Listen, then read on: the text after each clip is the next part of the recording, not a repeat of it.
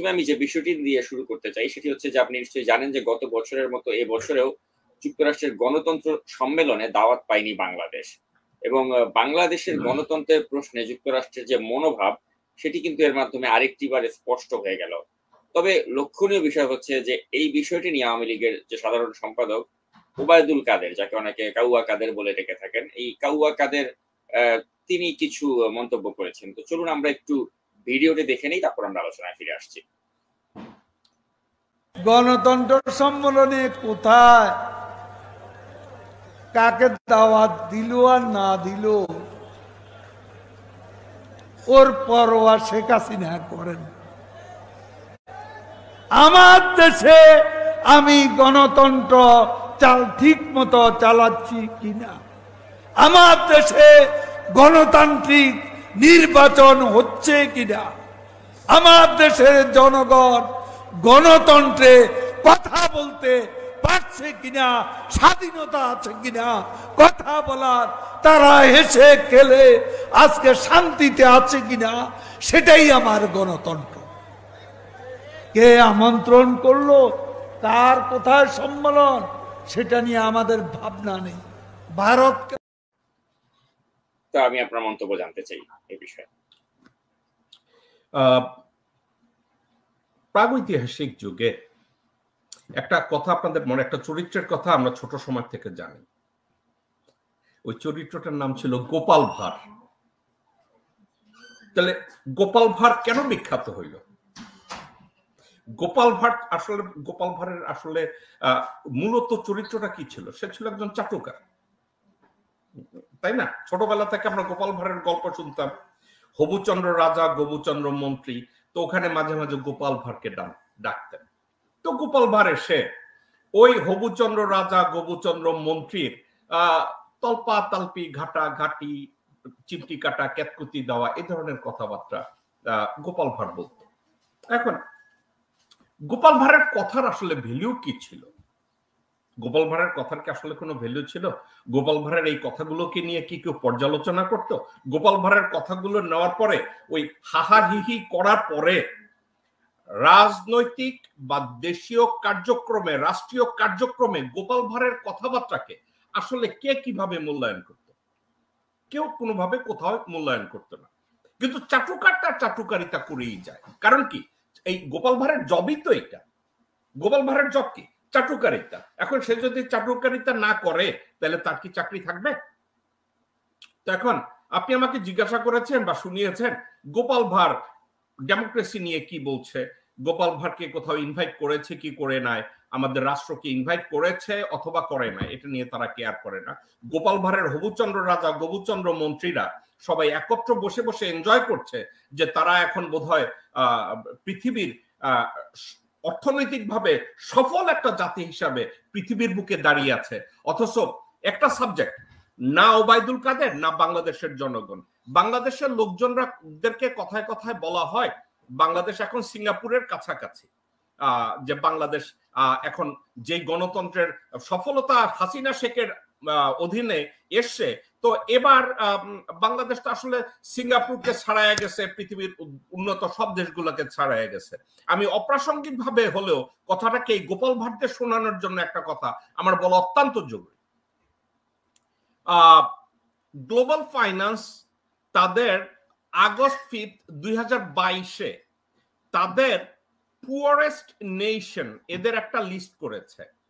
যে লিস্টটা করেছে সেখানে বাংলাদেশের অবস্থান 56। বাংলাদেশের অবস্থান হলো 56। এখন পাকিস্তানের অবস্থান কিন্তু 55, হন্ডুরাসের অবস্থান 58। এখন আমি নাম আমি বলে যেতে পারি। এখন আপনারা কি জানতে চান না সিঙ্গাপুরের অবস্থান কোথায়? সিঙ্গাপুরের অবস্থান হইছে সিঙ্গাপুর 191। এখন 191 অর্থাৎ ধনী একটা দেশের সাথে আমরা বাংলাদেশকে যখন দাবি করি যে বাংলাদেশ সিঙ্গাপুরের চেয়ে উপরে গেছে, বাংলাদেশ এখন আর তৃতীয় বিশ্বের কোনো দেশ নাই, সেক্ষেত্রে গোপাল ভাঁড়েরা একটু বাদ্যযন্ত্র বাজাইতেই পারে। এটা সাকিব আপনার আমার একটু এনজয় করা উচিত যে গোপাল ভাঁড় বোধহয় এই কিছুক্ষণের মধ্যে একটা কৌতুক বা একটা ভাড়ামি করেছে, একটা চাটুকারিতা করেছে। তো ওবায়দুল কাদেরের এই মন্তব্য। এখন আমি সত্য জায়গায় ফিরে আসি। বাংলাদেশের যারা একটু লেখাপড়া করেছে বা বাংলাদেশের ডেমোক্রেটিক স্ট্যান্ডিং এবং বাংলাদেশের বর্তমান রেজিমে ওটাকে কি বলে অ্যাডমিনিস্ট্রেটিভ পলিসি যেভাবে কান্ট্রিকে রান করতেছে, সেখানে কি কেউ আসলে ডেমোক্রেসি দেখে? বাংলাদেশের কোনো কিছুর মধ্যেই তো ডেমোক্রেসি নাই। বাংলাদেশের কথায় ডেমোক্রেসি নাই, বাংলাদেশের রাজনৈতিকভাবে তাদের ডেমোক্রেটিক্যাল কোনো অ্যাক্টিভিটিস নাই, পলিটিক্যালি ডেমোক্রেসি বলতে কোথাওই নাই। যেখানে বাক স্বাধীনতার অধিকার নাই, সেখানে আপনারা ডেমোক্রেটিক আচার আচরণ সরকারের কাছ থেকে কিভাবে আশা করেন? যেখানে গত 15 বছর 20 বছর যাবত কোনো একটা নিরপেক্ষ নির্বাচন হয় না, সেক্ষেত্রে আপনারা নিজেদেরকে কিভাবে ডেমোক্রেটিক কান্ট্রি হিসাবে আশা করেন? অথচ কিছু কিছু লোকজন আশা করে বসে থাকে যে আমেরিকার ডেমোক্রেটিক্যাল এই বাইডেন অ্যাডমিনিস্ট্রেশন যে ডেমোক্রেটিক্যাল সামিট করে, একটা সামিট অন ডেমোক্রেসি, তারা মনে করে বাংলাদেশকে বোধহয় দাওয়াত দেওয়া হবে। Under what circumstances? এখন আমি আপনাকে একটা কথা বলি, ম্যাট্রিক পরীক্ষা দিয়েছেন, ম্যাট্রিক পরীক্ষায় আপনি হইতেছেন 3rd ডিভিশন 33 নাম্বার পাওয়া একজন ছাত্র। এখন আপনি যদি মনে করেন আপনার খাতার মধ্যে কোনো এক্সামিনাররা আপনাকে স্টার মার্ক দিবে এবং আপনি স্ট্যান্ড করবেন, তো এই আশাটা আসলে কি? এ ধরনের আশাটা হইতেছে ওই গোপাল ভাঁড়ের মতো চিল্লাচিল্লি করা, আমরা ওটা কেয়ার করি না। এটার সাথে পৌরাণিক যুগে একটা কথা বলা হইতো আঙ্গুর ফল টক। আঙ্গুর ফল টক কেন? কারণ আঙ্গুর ফল কেনা আমরা এফোর্ড করি না। এখন আমেরিকা তাদের সামিট অন ডেমোক্রেসি, সেখানে বাংলাদেশকে ইনভাইট করে নাই। এটা নিয়ে গোপাল ভাঁড়ের চিল্লাচিল্লি নিয়ে আমার মন্তব্যের কিছু নাই, কিন্তু একটা সাবজেক্ট আছে। সেই সাবজেক্টটা কি? সাবজেক্টটা হচ্ছে ওটাকে কি বলে, বাংলাদেশের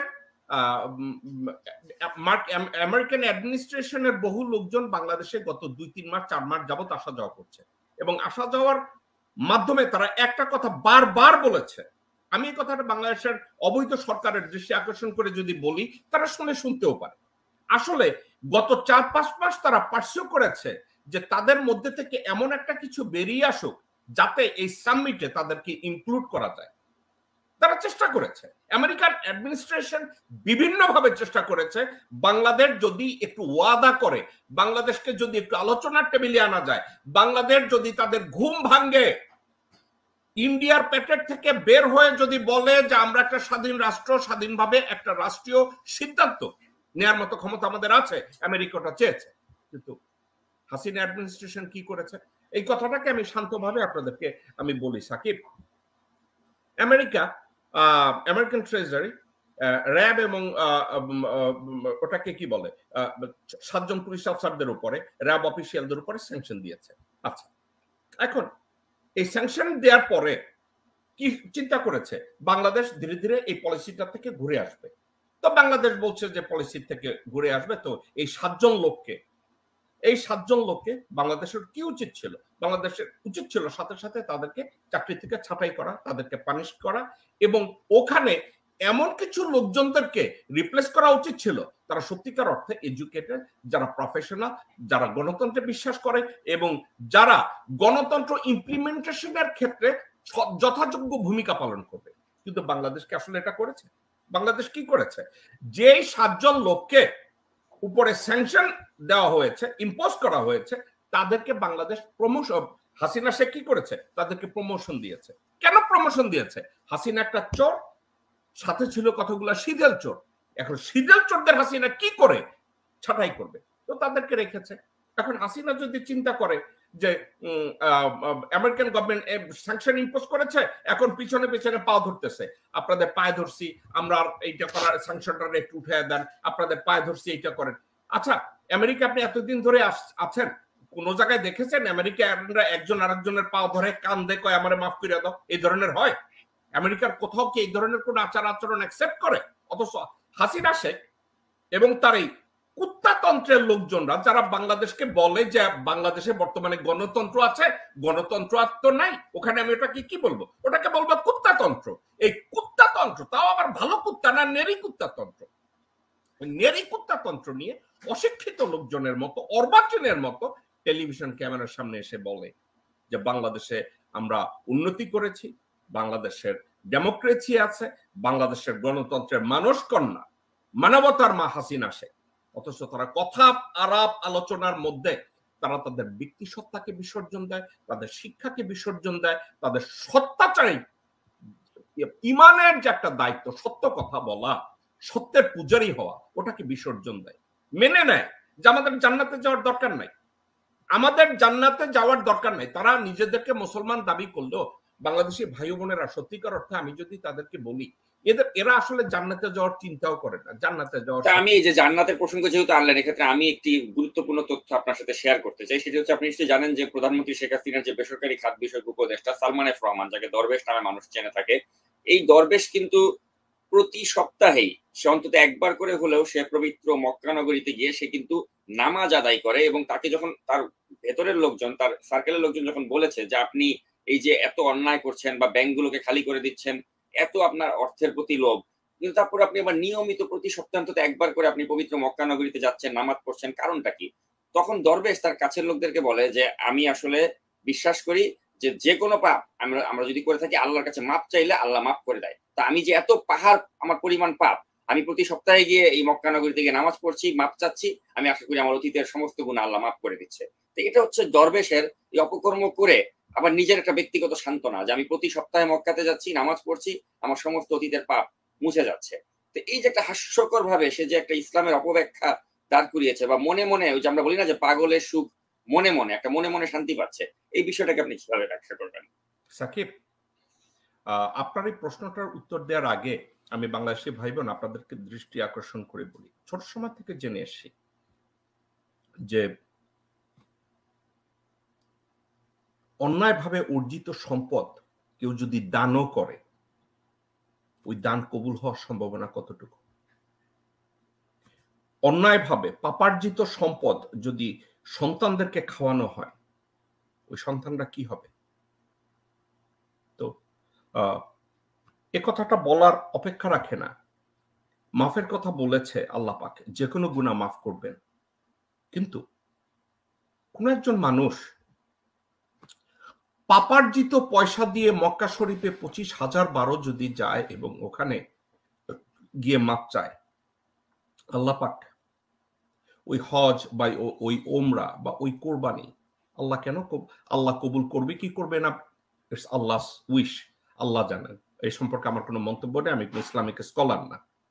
কিন্তু সম্ভাবনা কতটুকু আমরা আমাদের বিচার বিবেচনা স্টাডিতে আমরা কি বুঝি, এটাকে গ্রহণ করার মতো এই তার মাপ চাওয়াটাকে অ্যাকসেপ্ট করার মতো লজিক্যাল পয়েন্ট অফ ভিউ কোনটা? আমি জানতাম না যে সালমান রহমান প্রতি সপ্তাহে গিয়ে করে। Thank you for giving me this information.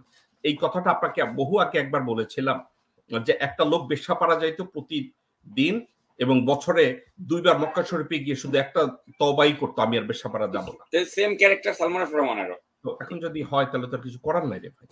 এখন সে যদি এটা করে, তারা যদি এভাবে বাঁচে তো বাঁচতে পারে। তো আমি আবার আপনার পুরনো পিছনের কথায় আমি চলে আসি। গণতন্ত্র সামিটে বাংলাদেশকে ইনক্লুড করা কেন হয় না? বাংলাদেশি ভাই ও বোনেরা, বাংলাদেশে যারা মিথ্যা কথা বলছে, বাংলাদেশে যারা গণতন্ত্রের ত্রুটি চেপে মেরেছে, তারা কিন্তু সবাই শিক্ষিত, লেখাপড়া জানে। আবার সবাই শিক্ষিত বলে আমার ভুল বলা হবে, মমতাজের মতো পতিতারাও তো ওখানে আছে এবং শিক্ষিত অনেক পতিতারাও ওখানে আছে, যারা শেখ মুজিবকে আউলিয়া বলে উনি আমাদের আউলিয়া, এই ধরনের ভণ্ডামিও তো আমরা ওখানে দেখি।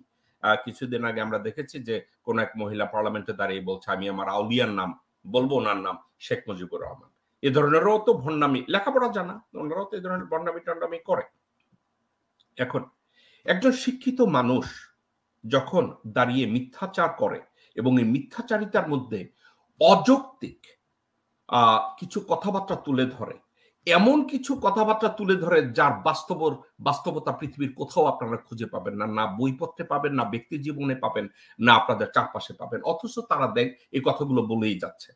আপনারা এই কথার জবাবে আমি বলি, হাসিনা শেখ কয়েকদিন আগে বলেছে যে বিএনপি গণতন্ত্রে বিশ্বাস করে না। বাংলাদেশের কোন দল গণতন্ত্রে বিশ্বাস করে না ওইটা নিয়ে উনি সমালোচনা করেছে, যে গণতন্ত্রে বিশ্বাস করে না বলে উনি নির্বাচনে আসবে না। একটা চোর বলে আমি আপনারা সবাইকে শিক্ষা দেয় যে চুরি করা খারাপ জিনিস। বাংলাদেশি ভাই বোনের একটা লজিক আপনাদের কাছে গ্রহণযোগ্য হয় কিনা? সাকিব যদি একটা ঔষধ বিক্রি করে, ঔষধটা হলো কিভাবে চিকন হওয়া যায়, কিভাবে ওজন লুজ করা যায়, লোকজন সাকিবের কাছ থেকে ঔষধটা খাবে। কারণ সাকিবের দেখে মনে হয় যে সে এই ঔষধ খাইয়া সে শুকনা, সুস্থ, সবল আছে। এখন আমি জেকব মিল্টন যদি চিকন হওয়ার ঔষধ বেচি, আমার কাছ থেকে ওই ঔষধটা কে কিনবে?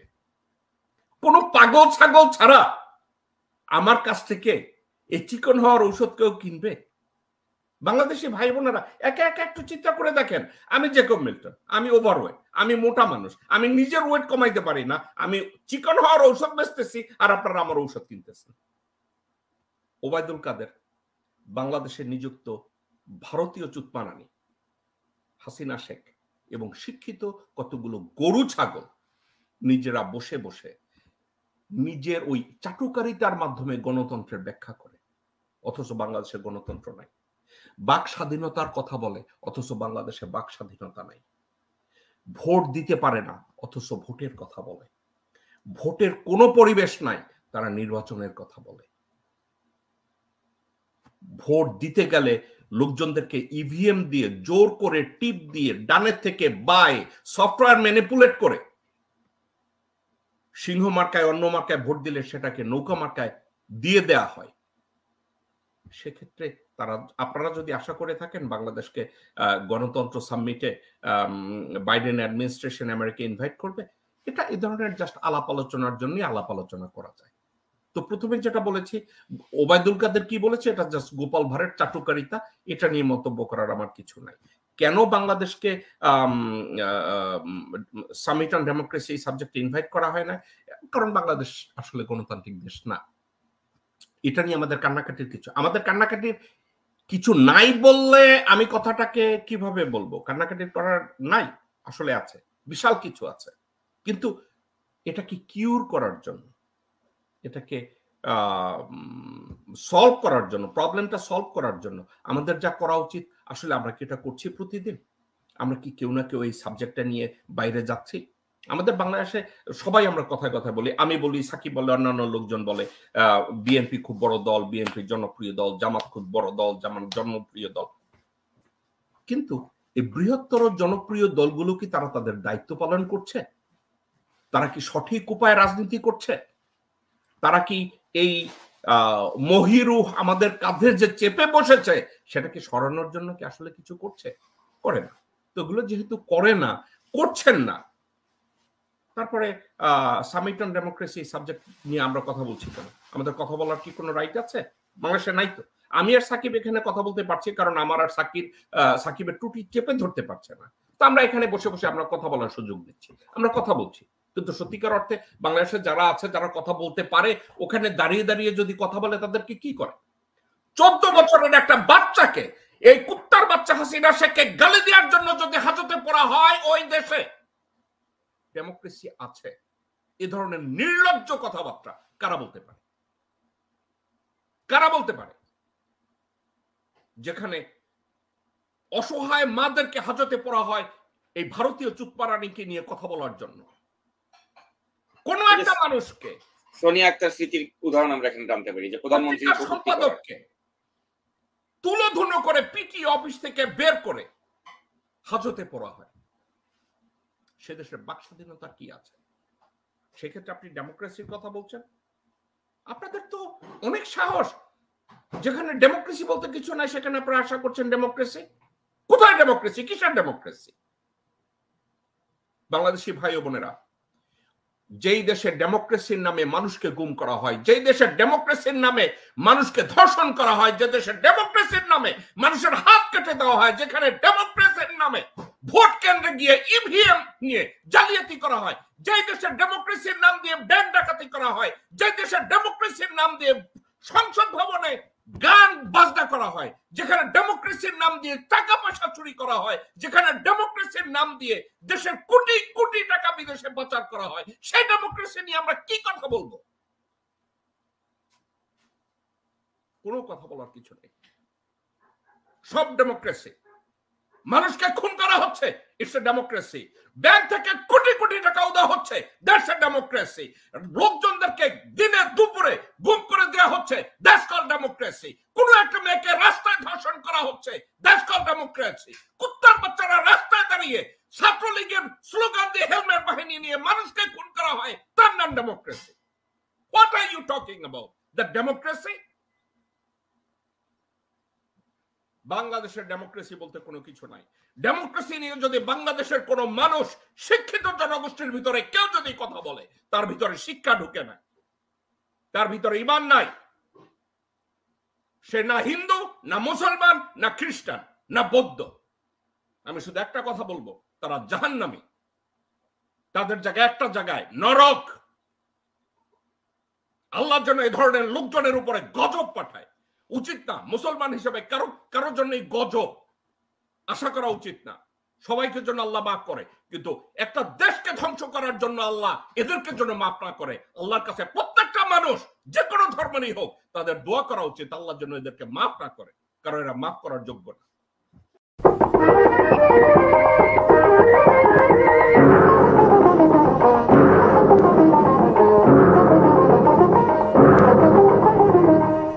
রইল বোকাপাট, তারা রইল বোকাপাট, ভেঙে ফেল কর রেল পাট, রক্ত জামার শিকল পুজোর ভাষণ বেদি। ওরে ও তরুণ নিশান, ওরে ও তরুণ নিশান, ঘরে তোর গলায় বিশাল ধ্বংস নিশান, প্রাচীর প্রাচীর ভেদি। তারা রইল